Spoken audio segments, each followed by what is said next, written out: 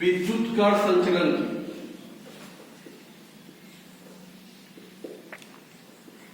कोलाइडी विलयन गुणों में अगला प्रॉपर्टी हमारा है विद्युत कण संचलन।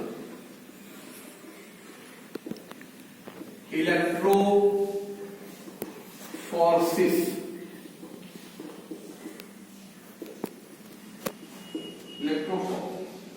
ध्यान दीजिएगा क्या। देखिए कोलाइडी कण जो होते हैं, बताया गया कोलाइडी कण विद्युत आवेशित होते हैं।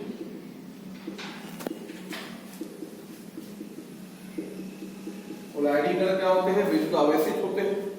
जब विद्युत आवेशित कोलाइडी कण होंगे बेटा, तो इसलिए कोलाइडी विलयन में विद्युत प्रवाहित करने पर या कोलाइडी विलयन प्रवाहित करने पर या विद्युत क्षेत्र में आरोपित करने पर विद्युत आरोपित करने पर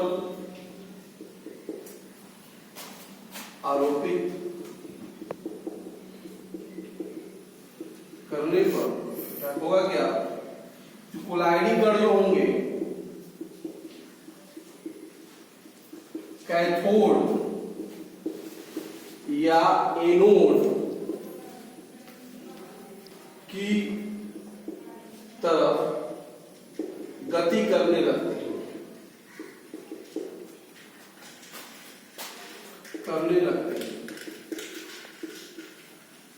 अतः हम बता सकते हैं कि विद्युत क्षेत्र की उपस्थिति में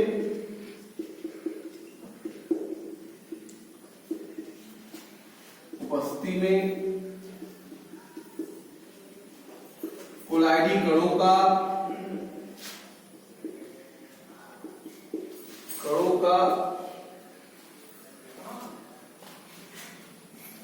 इलेक्ट्रोडों की ओर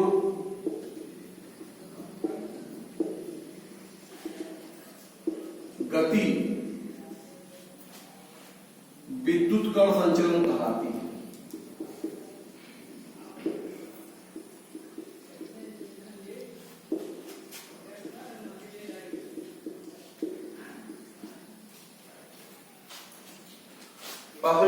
तो जो विलयन है, चार्ज है तो विद्युत क्षेत्र डालेंगे, वास्तव में चार्ज होगा विलयन में या तो माइनस चार्ज होगा। तो अगर इस क्षेत्र में रखेंगे, अगर विलयन कण पॉजिटिव है तो कहां जाएगा? कैथोड की ओर जाएगा। और निगेटिव वाला होगा तो कहां जाएगा? एनोड की तरफ जाएगा। तो यही घटना ही कहलाती है विद्युत कण संचलन। तो इसका मान हम बता सकते हैं, मान लो यदि कोलाइडी विलयन धनात्मक है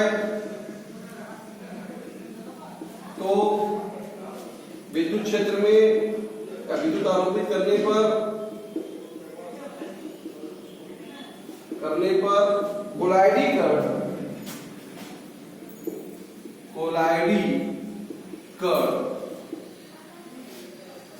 कैथोड की तरफ, कैथोड इलेक्ट्रोड की तरफ गति करना लगता है।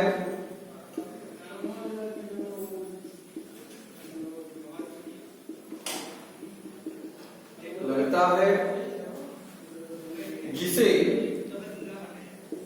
धन कण संचलन क्या कहते हैं? धन कण संचलन।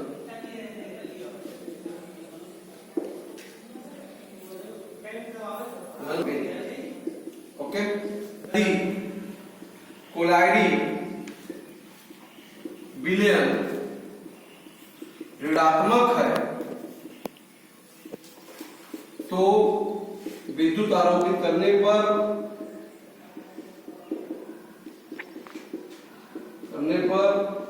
जो कोलाइडी कण है एनोड की तरफ गति करने लगते हैं, जिसे क्या कहेंगे बेटा? ये ऋण कण संचलन। ऋण कण संचलन कहते हैं। तो कुल मिला के कुछ है नहीं जनरल भाई, ये आवेश है, जिसमें भी आवेश अगर विद्युत क्षेत्र डालेंगे तो धनायन होगा तो कहाँ जाएगा, ऋण प्लेट की ओर मतलब कैथोड की ओर जाएगा, और ऋणायन होगा तो कहाँ जाएगा, धन प्लेट की ओर जाएगा, एनोड की ओर जाएगा। इसी घटना को हम क्या कहते हैं, विद्युत कण संचलन। तो विद्युत कण संचलन की घटना कोलाइडी विलयन में होती है। ये चार्ज मूव करेंगे, पार्टिकल मूव करेंगे, क्यों करेंगे, क्योंकि उसमें आवेश है, और आवेश जहां भी है और विद्युत क्षेत्र में रखेंगे तो आवेश की गतियां प्रारंभ हो जाएंगी। तो विद्युत कण संचलन यहाँ पे होता है। अब धनावेश है, विलयन अगर हमारा धनात्मक है तो उसकी प्रकृति क्या होगी, कण कैसा होगा, धनात्मक कण होगा, तो कहाँ जाएगा, कैथोड की ओर गति करेगा। और ऋण है विलयन प्रकृति का, तो उसके ऋणावेशित कण कहाँ जाएंगे, एनोड की ओर जाएंगे। तो धन कण गति कर रहा है तो धन कण संचलन कहेंगे। अगर ऋण कण जा रहा है तो उसे क्या कहेंगे, ऋण। ये था हमारा विद्युत कण संचलन। क्लियर है ये बेटा। वैद्युत परासरण कोलाइडी विलयनों की अगली प्रॉपर्टी है वैद्युत परासरण, इलेक्ट्रो ऑस्मोसिस।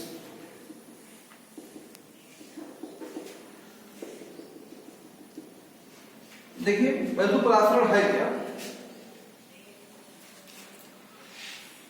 देखिए भाई कि किसी भी आपको पता है अर्धपारगम झिल्ली, कोलाइडी विलयन किसे कहते हैं, जो अर्धपारगम झिल्ली से आसानी से विसरित नहीं होते हैं। जैसे विसरित क्या होगा, ट्रू विलयन ही पास कर जाते हैं, उनकी कणों को रोक देता है। तो अर्धपारगम झिल्ली से जो विसरित नहीं होता उसे हम क्या करते हैं, कोलाइडी विलयन कहते हैं। ऐसा हमने बताया जिसका रेंज 10 के पावर -4 से -7 के रेंज में होता है सेंटीमीटर। और जो कोलाइडी विलयन जो अर्धपारगम झिल्ली से विसरित नहीं होते हैं उन्हें कोलाइडी विलयन कहते हैं। तो इन विलयनों का अगर हम लोग बात करें कि यदि कोलाइडी कणों की गति को अर्धपारगम्य झिल्ली द्वारा रोककर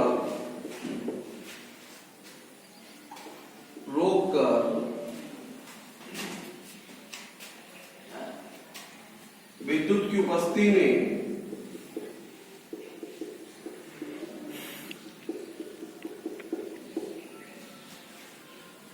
परिक्षेपण माध्यम के कण की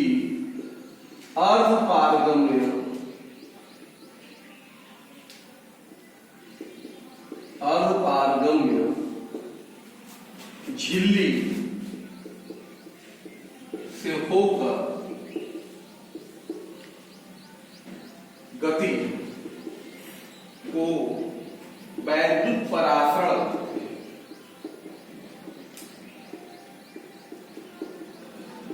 तो कहने का सेंस है कि अर्धपारगम झिल्ली से चूंकि कोलाइडी कणों को रोक दिया जाएगा और सिर्फ मूवमेंट अब किसकी होगी, परिक्षेपण माध्यम का।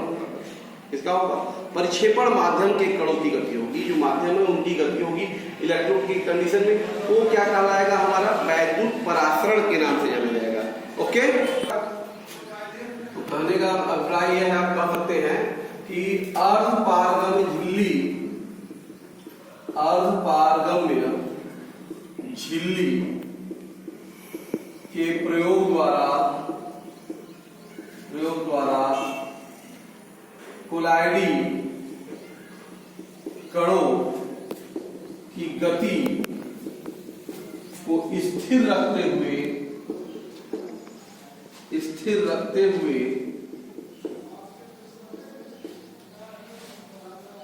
विद्युत क्षेत्र की उपस्थिति में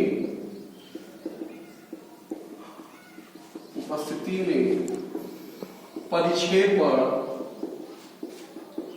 माध्यम की गति को ही वैद्युत परासरण कहते हैं।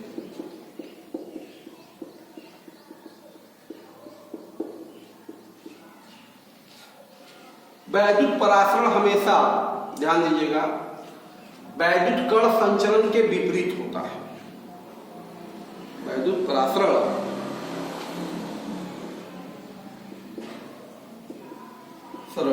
सदैव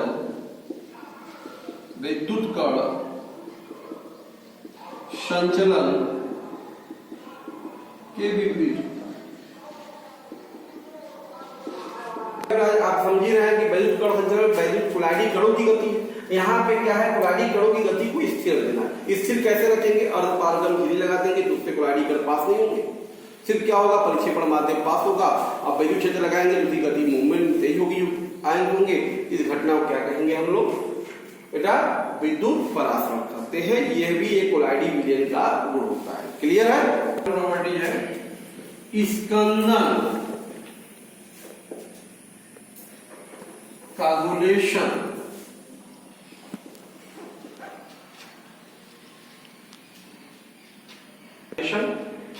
स्कंदन ये जानने की कोशिश करते हैं, ऐसे को प्रेसिपिटेशन भी कहते हैं और क्षेपण भी कहते हैं कई जगहों पे, और क्षेपण भी कहते हैं इसको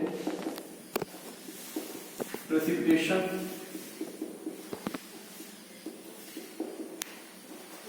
के नाम से भी जानते हैं, फ्लोकुलेशन के नाम से भी जानते हैं इसको।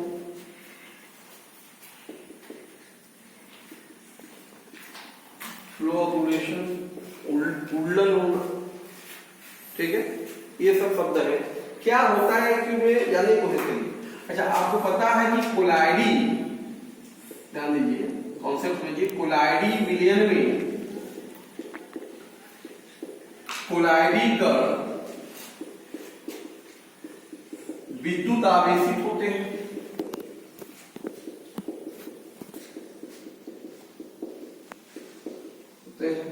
तथा सभी कोलाइडी कणों पर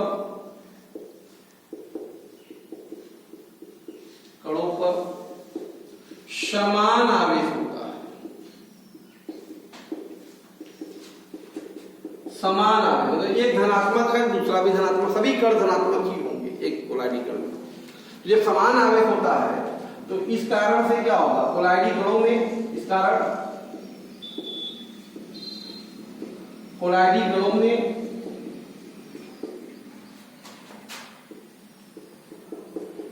प्रतिकर्षण होता है। प्रतिकर्षण का बल कार्य करता है।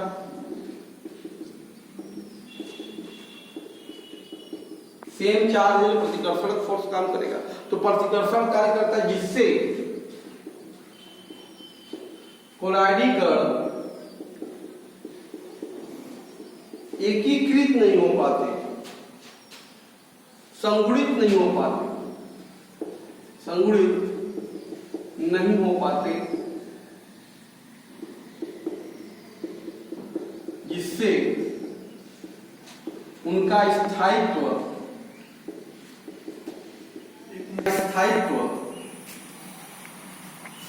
बढ़ जाता है, स्थायित्व बढ़ जाता है तथा अवक्षेपण नहीं हो पाता, अवक्षेपण नहीं हो पाता है। इसलिए अपने आप कोलाइडी विलयन स्थायी होते हैं, आसानी से अवक्षेपित नहीं होंगे, अपने आप अवक्षेपित नहीं होंगे।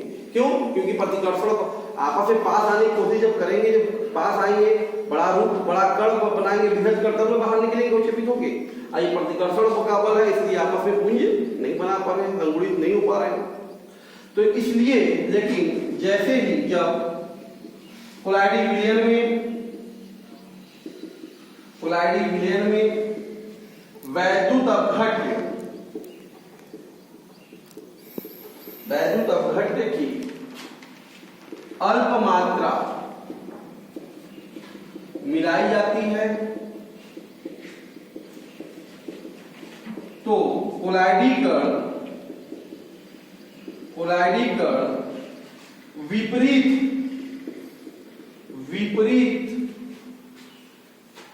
वैद्युत अपघट्य में उपस्थित आयन से, वैद्युत अपघट्य भाई में आयन है ना, वैद्युत अपघट्य में उपस्थित आयन से संयोग कर संयोग कर अवक्षेपित हो जाते हैं, अवक्षेपित हो जाते हैं। इस क्रिया को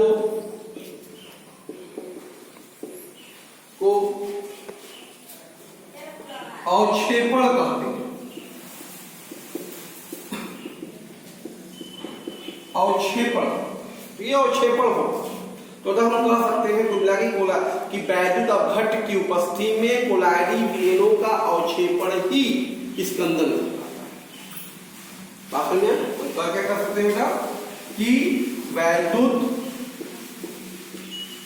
अपघट्ट की उपस्थिति में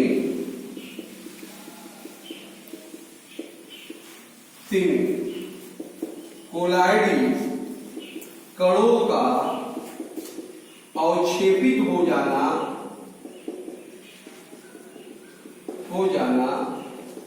और स्कंदन कहलाता है।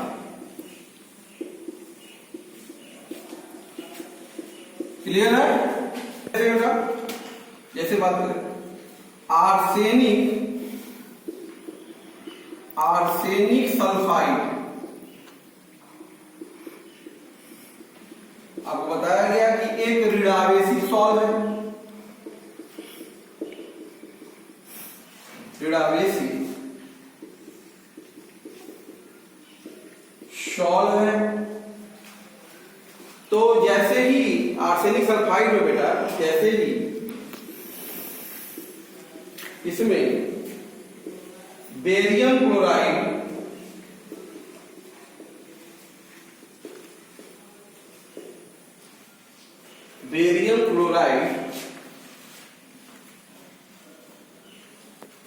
मिलाते हैं,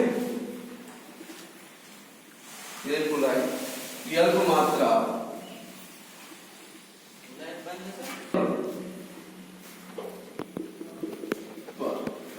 वैद्युत अपघट्ट यानी पर बेरियम 2 प्लस आयन, देखिए धनावेशित आयन है, आर्सेनिक सल्फाइड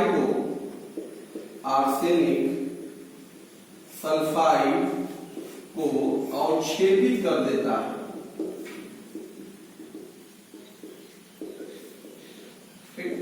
इसलिए हम बता रहे हैं कि कोई भी वैद्युत अपघट्ट हमारे पास कोलाइडी विलयन है, उसके अवक्षेपण के लिए हमें क्या करना पड़ेगा, उसमें किसी वैद्युत अपघट्ट की आवश्यकता पड़ेगी। तो हमेशा देखिए आर्सेनिक के लिए ऋणावेशी सालन धनायन उसको अवक्षेपित कर पा रहा है, क्लोराइड आयन को अवक्षेपित नहीं करेगा। क्यों? क्योंकि ये धनावेशित। जैसे अगर फेरिक हाइड्रोक्साइड है वो भी धनावेशी सॉल्व है, सॉरी धनावेशी सॉल्व हो गया। फेरिक हाइड्रोक्साइड के सॉल्व का स्कंदन या सॉल्व में ऐसे कहिए सॉल्व में अगर आप बेरियम क्लोराइड मिला रहे हैं, सपोज है बेरियम क्लोराइड मिलाने पर अब ये कैसा धनात्मक सॉल्व है, इसे कौन सा आयन अवक्षेपित करेगा, इसका ऋण आयन अवक्षेपित करेगा, ऋण आयन मतलब क्लोराइड है। मिलाने पर क्लोराइड आयन जो है फेरिक हाइड्रोक्साइड आयन को अवक्षेपित कर देता है।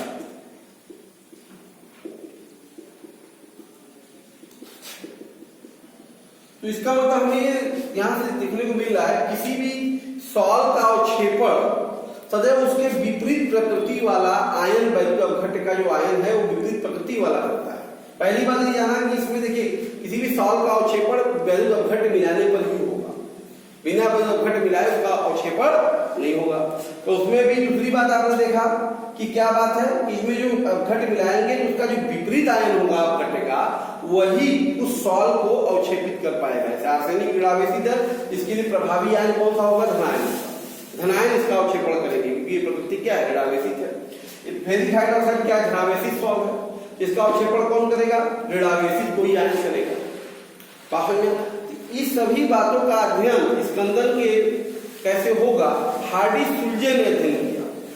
इसे देख गया हार्डी, और उन्होंने अपना एक स्कंदन का नियम दिया जिसे हार्डी सूल्जे का स्कंदन का नियम कहते हैं। क्लियर है? आइए देखते हैं उसको। तो किसी कोलाइडी विलयन का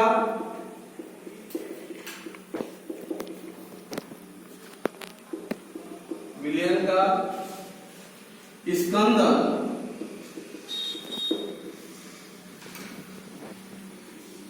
के संदर्भ में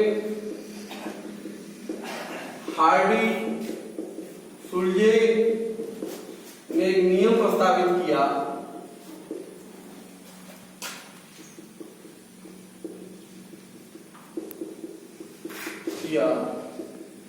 जिसे हार्डी सूल्जे क्या नियम कहते हैं। इस नियम के अनुसार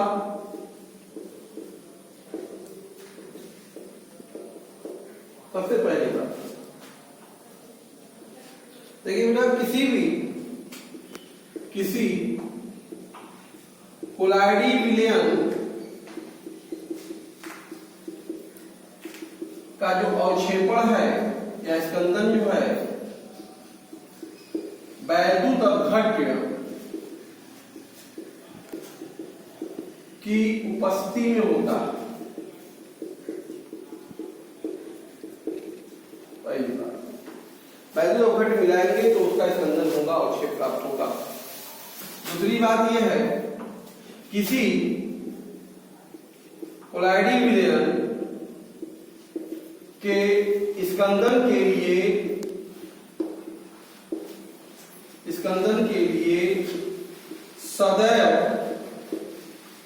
सदैव विपरीत आवेशित आयन, सदैव कोलाइडी विलयन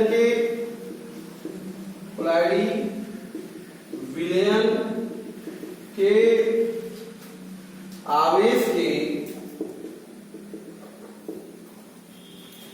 के विपरीत प्रकृति का आयन ही प्रभावी होता है। जैसा मैंने बताया कि आर्सेनिक सल्फाइड आवेशित सॉल्ट तो बेरियम क्लोराइड अगर मिलाएंगे तो उसके लिए barium Ba2 plus Ba Cl minus भी है, लेकिन कौन सा आयन उसका अवक्षेपण करेगा? बेरियम आयन उसका अवक्षेपण कर पाएगा, क्लोराइड आयन नहीं करेगा क्योंकि प्रकृति से विकर्षण हो जाएगा। जो अट्रैक्ट करेगा अपोजिट आयन जो होगा वही उसको क्या करेगा? अवक्षेपित करेगा। तीसरी बात, सबसे खास बात है कि किसी आयन की संयोजकता बढ़ने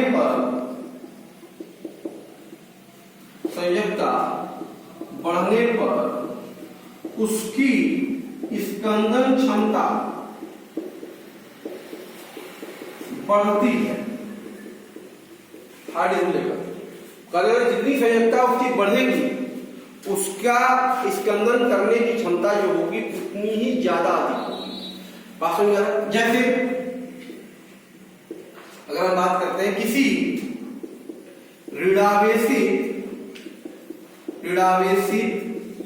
सॉल, मतलब इसे आर्सेनिक सल्फाइड हो, किसी ऋणावेशित सॉल के स्कंदन के लिए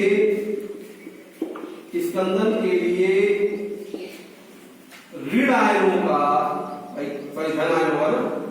धन आयनों का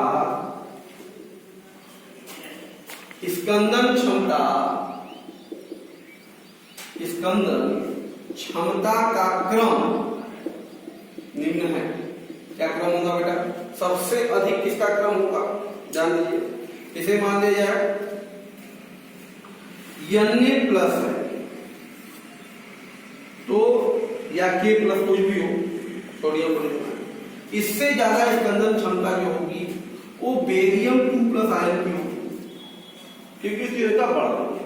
सोडियम और पोटेशियम की तुलना बेरियम आयन इसका अधिक तेजी से स्कंदन करेगा, और इससे भी तेज अगर कोई करेगा तो एल्युमिनियम 3 प्लस आयन होगा की संयोजकता क्या हो गई? और भी ज्यादा बढ़ गई। तो इसका मतलब संयोजकता बढ़ने पर स्थिरता जैसे जैसे बढ़ेगा तो उसकी स्कंदन क्षमता क्या होगी, आयनों की बढ़ेगी। तो इसका मतलब अगर आर्सेनिक सल्फाइड के स्कंदन की बात करें, तीनों सबसे अधिक स्कंदन कौन करता है, फास्ट करेगा, एल्युमिनियम 3+ आयन करेगा, स्लो कौन करेगा, पोटेशियम। ऐसा हार्डी करते हैं। और उसी प्रकार से जैसे दूसरा एग्जाम्पल लेते हैं, किसी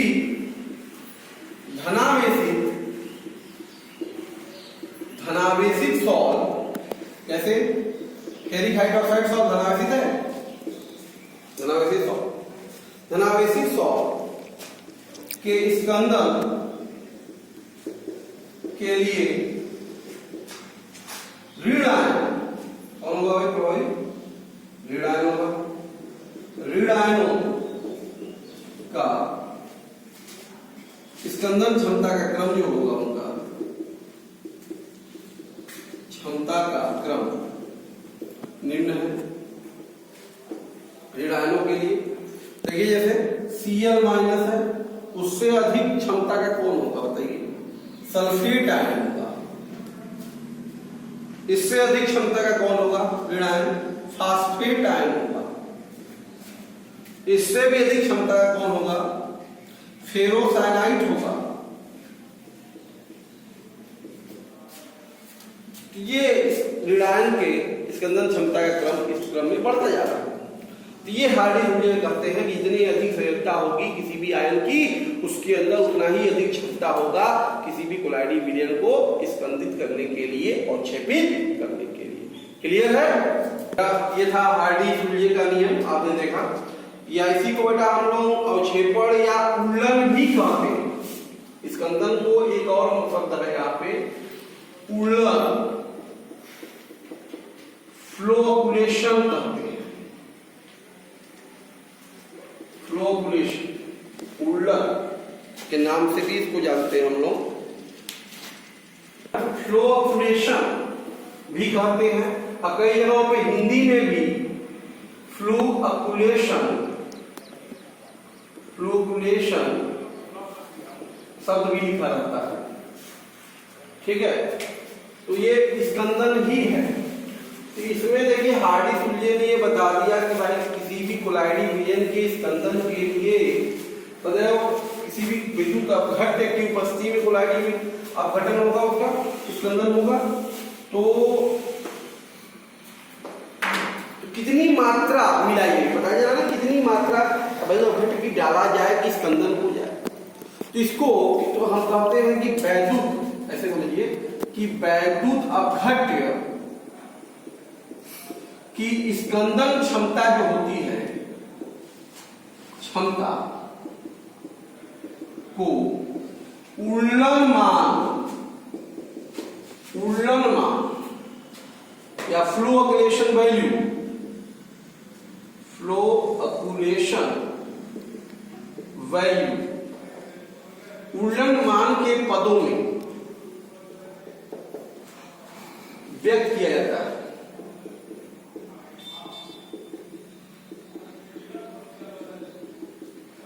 किसी भी वैद्युत अपघट्य की स्कंदन क्षमता को उल्लन मान के पदों में, जितना अधिक उल्लन मान उतना अधिक उसका। तो अब हम कैसे डिफाइन करते हैं, देखो किसी वैद्युत अपघट्य के मिलीमोल, ध्यान दें, मिलीमोल की वह न्यूनतम संख्या, किसी वैद्युत अपघट्य के मिलीमोल की वह न्यूनतम संख्या जो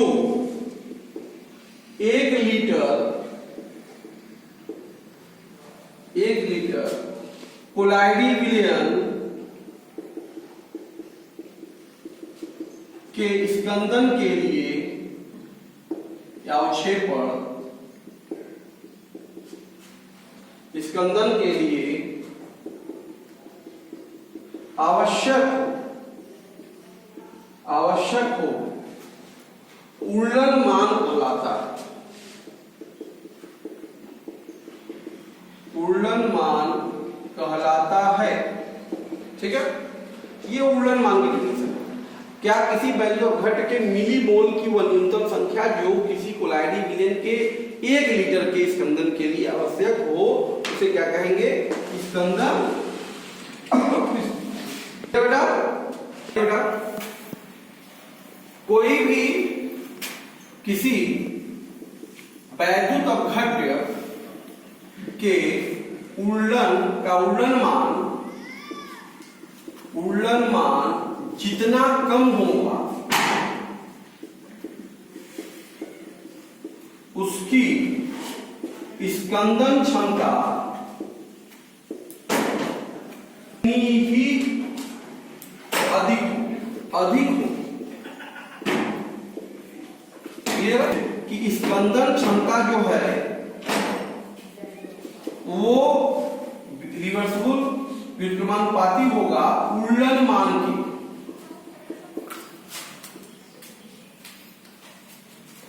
जितना कम उतने ज्यादा उसका स्कंदन करने की क्षमता। अगर हम आपसे बात करें एग्जाम्पल में, आपके पास फास्फेट आयन है और सल्फेट आयन, तो पूछा जाए किसका उल्लन मान कम होगा, किसका उल्लन मान कम? जिसका स्कंदन क्षमता ज्यादा होगा। आप जानते हैं कि फास्फेट की स्कंदन क्षमता ज्यादा है, इसलिए फास्फेट का उल्लन मान जो होगा वो क्या होगा? कम होगा। उल्लन मान क्या होगा? जिसका भी बात समझ में आ रहा? अब इसे एग्जाम्पल ले लीजिए हम लोग।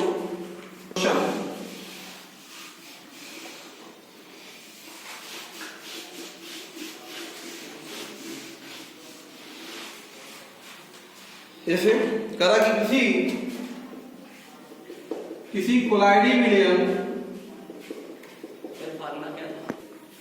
के 200 ml के स्कंदन के लिए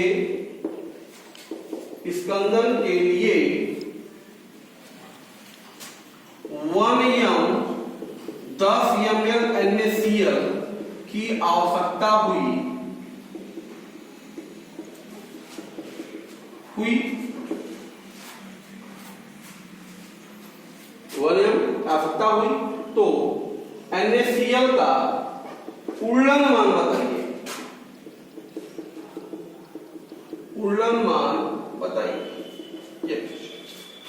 तो कैसे निकालेंगे भाई? सिंपल सा कॉन्सेप्ट है। आपको दिया है, देखिए कोलाइडी विलयन का आयतन, विलयन का जो आयतन है किसमें है? 200 ml में है, डिफिनीशन लीटर में है, इसको लीटर में बदल दीजिए 0.2 लीटर। देखो ये दिया है 1 m 10 ml NaCl,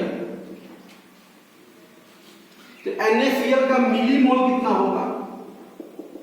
NaCl का मिलीमोल कितना होगा? मिलीमोल बराबर मोलरता गुणे आयतन ml में, आयतन ml में, तो मोलरता कितना? 1 हो गया, ये हो गया 10, तो कितना आ गया? 10 मिलीमोल NaCl का मिलीमोल। तो अब आप देख रहे हैं कि 0.2 लीटर कोलाइडी विलयन के स्कंदन के लिए आवश्यक NaCl का मिलीमोल कितना है भाई? NaCl का मिलीमोल कितना यूज हो रहा है? 10 ना।